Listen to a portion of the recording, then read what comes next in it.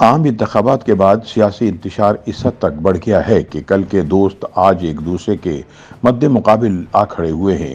کہا جاتا ہے کہ سیاست میں کوئی مستقل دوست اور دشمن نہیں ہوتا، مفادات کے حوالے سے اتحادی بدلتے رہتے ہیں۔ کل کے دشمن آج دوست بن گئے ہیں۔ یہ پاکستان کی سیاست میں پہلے بھی ہوتا رہا ہے اور آج بھی یہ دیکھنے میں آ رہا ہے۔ مولانا فضل الرحمان جہاں ماضی میں عمران خان کو یہودی ایجنٹ قرار دے کر ان کا نام بھی سننا پسند نہیں کرتے تھے، تاہم اب وہ پی ٹی آئی سے نہ صرف جپیاں ڈال رہے ہیں بلکہ حلووں سے ان کی تواضع کرتے بھی نظر آ رہے ہیں۔ دوسری جانب پاکستان کی سیاست میں جے یو آئی فے کے سربراہ مولانا فضل الرحمان نے گزشتہ روز ایک بم شیل گرایا، جس میں انہوں نے دعویٰ کیا کہ بانی تحریک انصاف کی حکومت کے خلاف عدم اعتماد لانے کے لیے سابق army chief general Qamar Javed Bajwa اور سابق D G I S I general Faiz Hamid نے کہا تھا۔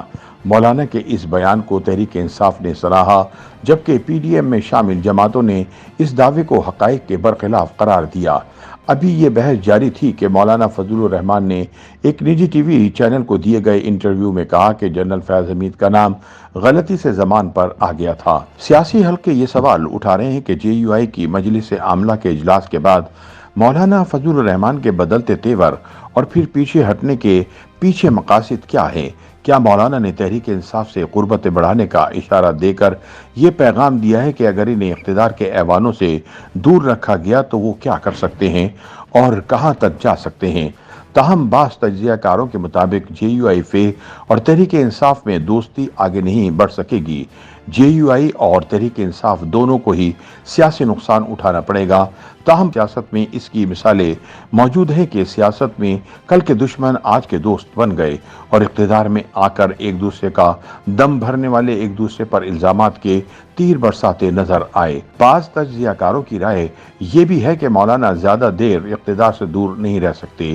مولانا کے بدلتے تیور کا صلہ بعض انتخابی نتائج حق میں آنے سے ملنے لگا ہے۔ پھر مولانا نے مسلم لیگ نون اور پیپلز پارٹی سے بات چیت کا دروازہ کھلا رکھنے اور اپنے پرانے اتحادیوں کے پاس واپس جانے کا اشارہ دیا ہے۔ لگتا یہی ہے کہ جے یو آئی فے اور تحریک انصاف کی قربتیں محض سیاسی منگنی تک رہیں گی اور بریک اپ ہو جائے گا، کیونکہ دونوں کے درمیان ایک تلخ ماضی بڑی رکاوٹ بنے گا۔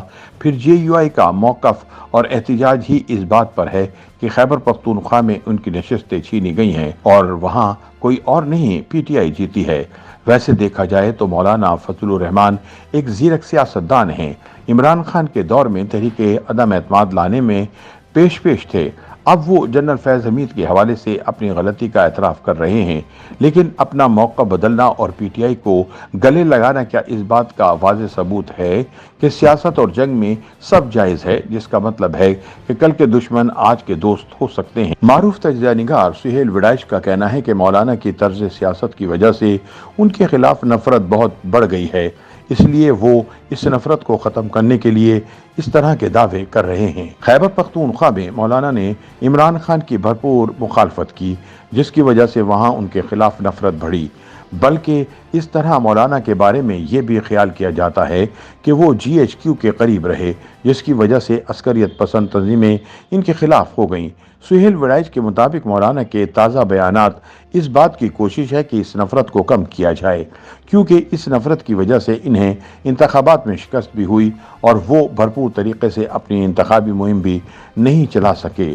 کچھ ناقدین کا خیال ہے کہ مولانا کا غصہ نون لیگ کی دھوکے بازی کا جواب ہے، جس کی وجہ سے مولانا کے سیاسی عزائم خاک میں مل گئے، جس کے بعد مولانا فضل الرحمان الیکشن دھاندلی کا الزام لگا رہے ہیں۔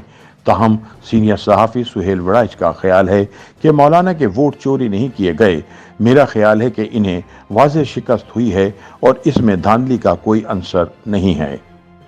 YouTube پر گوگلی نیوز دیکھنے کے لیے youtube.com کی سرچ بار میں googly news T V type کریں۔ گوگلی نیوز کے پیج پر سرخ رنگ کے سبسکرپشن والے بٹن پر کلک کرنا نہ بھولیے۔ YouTube پیج پر اپلوڈ ہونے والی ویڈیوز سے باخبر رہنے کے لیے بیل آئیکن پر کلک کیجیے۔ آپ کو ہر نئی ویڈیو کے بارے میں نوٹیفیکیشن موصول ہو جائے گا۔